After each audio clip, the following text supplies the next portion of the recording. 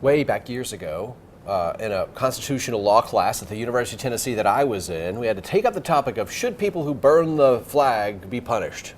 And here we go.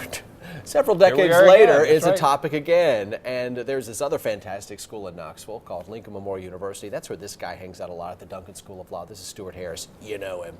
Host of your weekly Constitutional. And you're talking about the First Amendment. Here we are, 2017. And we have a new president who has said some things about burning the flag.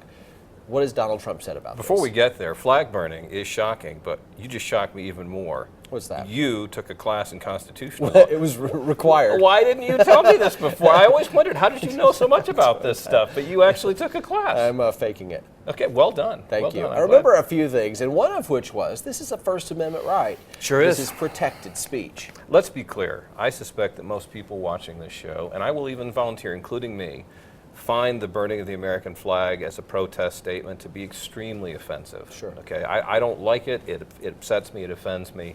I'm one of those guys that gets tears in his eyes at baseball games when we sing the national anthem.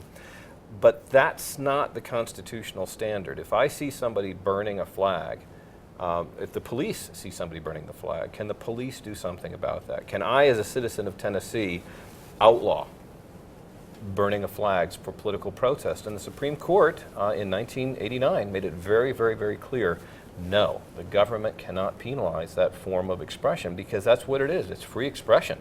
The case was Texas versus Johnson, and a fellow by the name of Johnson went down to the Republican National Convention. I think it was in 1984 in Dallas.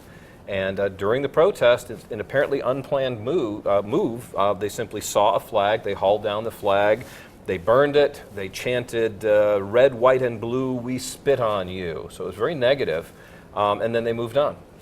But the only crime that occurred there was when they took down the flag because it belonged to somebody else. Okay, that was the only prosecutable crime there, was the vandalizing of the particular physical object. The expression that they had, the political protest they had, the Supreme Court ruled was protected by the free speech and press clauses of the First Amendment. Now, President Trump has made it clear that he doesn't like this, and even said he thinks these people should be punished. They should be put in jail, or they should be stripped of their citizenship. Okay, those are two. First of all, putting in jail, no, you can't do that. Texas versus Johnson said. The idea of stripping someone of their citizenship, that's in a whole nother universe. And we just don't do that to people, okay? It just doesn't happen. The only time I'm even aware that people get stripped of their citizenship is if they're naturalized citizens who somehow got their citizenship fraudulently, like a Nazi who came into the country and denied that he'd been a Nazi. Okay, that fellow Demjanjuk a few years back. Then they can sort of retroactively strip you of your citizenship. But I was born here. You were born here, right? Okay, we're natural-born citizens. You can't take away your citizenship. You can't do it. You were born an American. That's it. Okay, so that very idea is entirely outside the constitutional universe. Have I made my position clear? I think you have, and the fact that we're talking about it, you're talking about it because the president has made it very clear how he feels. I don't know where he got that idea.